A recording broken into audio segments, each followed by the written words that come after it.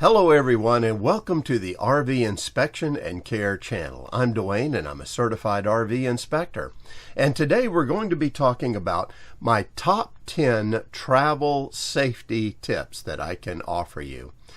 You know, all RVs require a little extra attention to safety than you normally do in your travel around vehicles that you have around town and so on.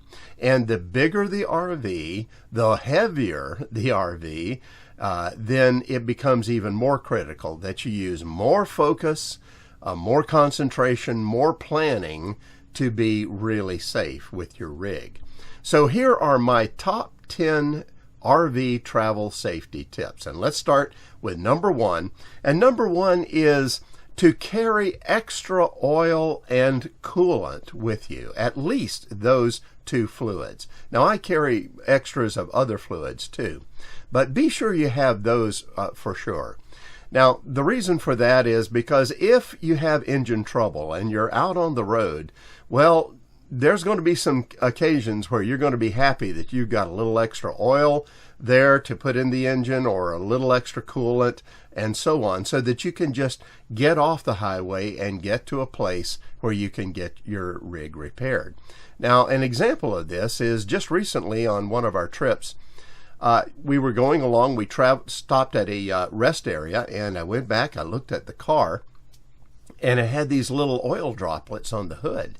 And so when I opened up the engine compartment, sure enough, the vibration from the diesel engine had caused the cap for the fuel fill area to come off. And so some oil was being blown out through that area.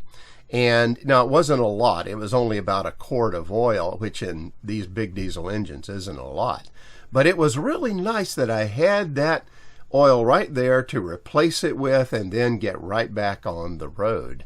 So that is true not only of having extra oil, but coolant. You might also want to have some of the other fluids like transmission fluid, extras of that on hand, because they really can come in handy when you're on the road.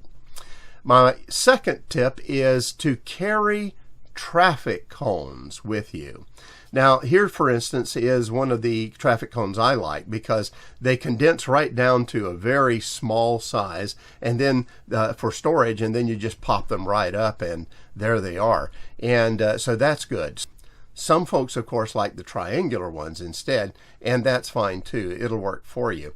But the point is that when you have a problem on the road, you need to get over, you need to get off the main highway as much as you can. Hopefully you've got a shoulder there. Just get off as far as you can on the shoulder that's safe, and then put out these cones so that people are aware that you have an issue and they can begin to move over. It makes everything much more safe for everybody, both the drivers that are on the road and for you as you're going around your rig as well. So be sure to carry some form of traffic warnings, whether it's the cones or the triangular kind, whatever you like best, make sure you have them on hand. My next tip, before you leave on your trip, be sure that you check the pressure in your tires. I just can't say this enough. You know, going down the road, it's the tires that are really hitting the ground all the time, and the last thing that you want is to have a tire blowout on a big RV with all of that weight and so on.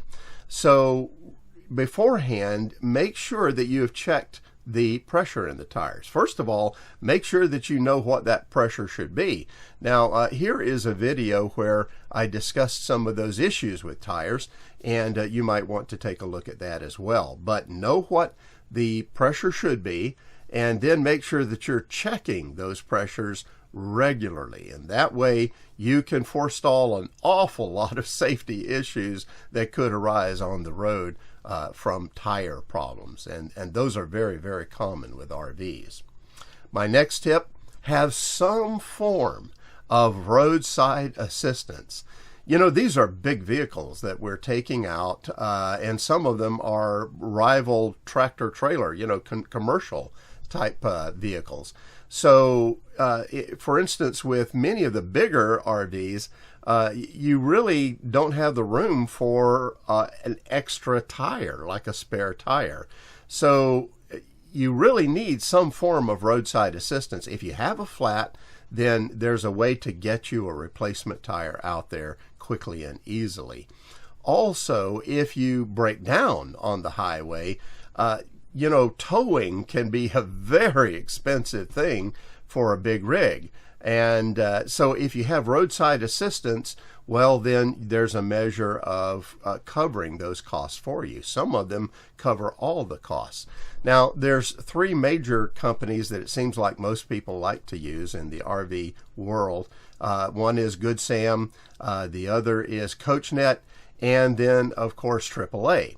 Now, each has its own advantages and disadvantages, but I'll cover that in another video. The point is, I feel strongly that if you have an RV rig, you really should have some form of roadside assistance to help you, because the old timers tell us a lot over and over on the RV forums. It's not if you break down, it's when you break down on the road. So be prepared by having roadside assistance. My next tip is use a checklist when you break down at the campsite and you're about to head out. So many things go wrong because somebody forgot to do something before they left. And then you get out on the highway and then you have problems with that. So a lot of safety can be installed by just having a checklist, a good checklist that you go through. And, even if you've done it 1,000 times, a checklist is still very useful. You know why? Because a lot of times, if we're all honest, we're kind of going through the motions sometimes. Our head is in the game some days, and in other days it's not quite so much in the game. So that checklist forces you to think about what you're doing and follow a prescribed method of doing it. And that's a very good thing to do. Now, that leads me to my next tip here is, even if you have a checklist, do a final walk around before you leave. And that means, get out, go all around the coach like you see here. Walk all the way around your RV and take a good look, top to bottom, examine everything, and see if there's anything out of place that you missed. Now, it's really interesting how that even following a checklist, doing the final walk around will oftentimes show you some things that still need attention. So before you leave, do that final walk around, and it's also good to do on your towed vehicle or your tow vehicle as well. My next suggestion is use rest areas and take regular rest breaks on the road. I know some folks just like to get in there behind that wheel and go, but here's the truth. These RVs are bigger than passenger cars and passenger trucks and so on. They take more focus, more attention. They're a little more stressful to get out on the highway and use. You can forestall a lot of anxiety, a lot of tension, and maybe even some drowsiness by just getting off the highway.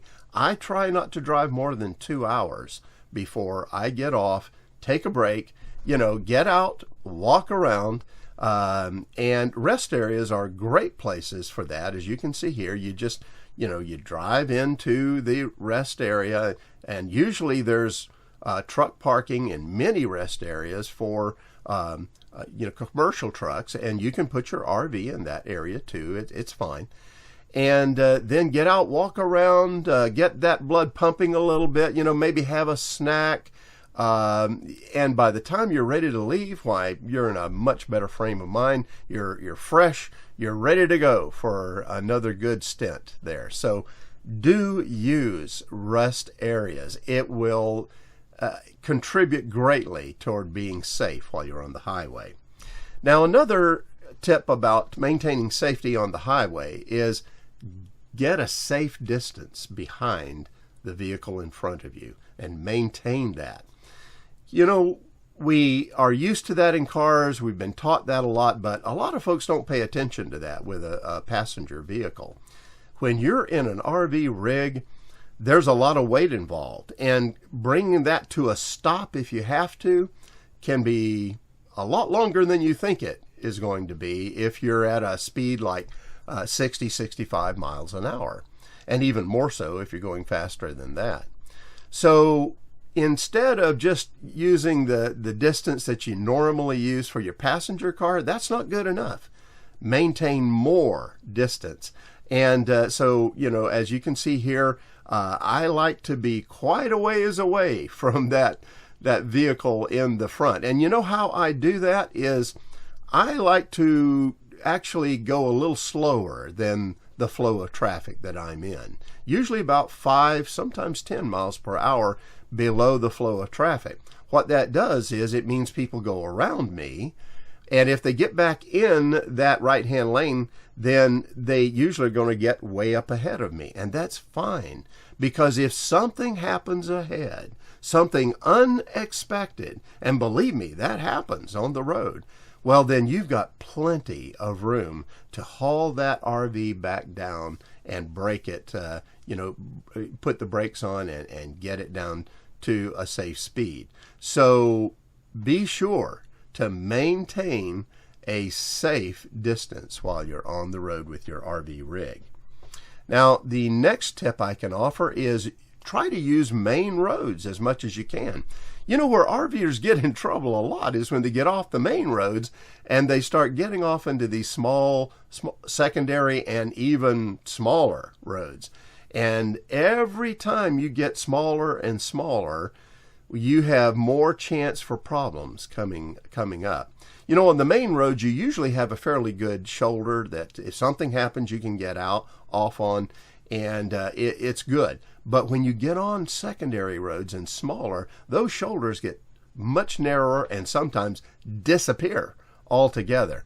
So it's a good idea to stay as much as you can on main roads. And I know that's a little bit boring for some people, but you know what? Safety is a #1 priority. So for us, we like to stay on the main roads as much as possible and not be surprised by things. The other thing is when you get off main roads, you're going to probably be facing issues. You could face an issue like low bridges, low hanging limbs, things along that line, things that you had not planned for.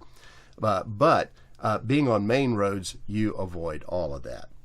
My last tip is if you have a diesel engine, I highly encourage you to get your fuel at truck stops or truck centers, like Pilots and Loves and TAs and things like that. I don't encourage you to go into these little gas stations and try to get your fuel there. Instead, it's best to plan ahead and go to one of these truck centers. Why? Well, they're usually very easy off, the road into them. Driving around in them is usually very easy, and then getting back out and getting on the road is easy. The problem with these smaller fuel stations is you may get into them, but it may be tough getting out of there. And believe me, I've faced that problem in the past, and I just made a rule to myself that, I'm not going to put my rig in that kind of a dangerous situation.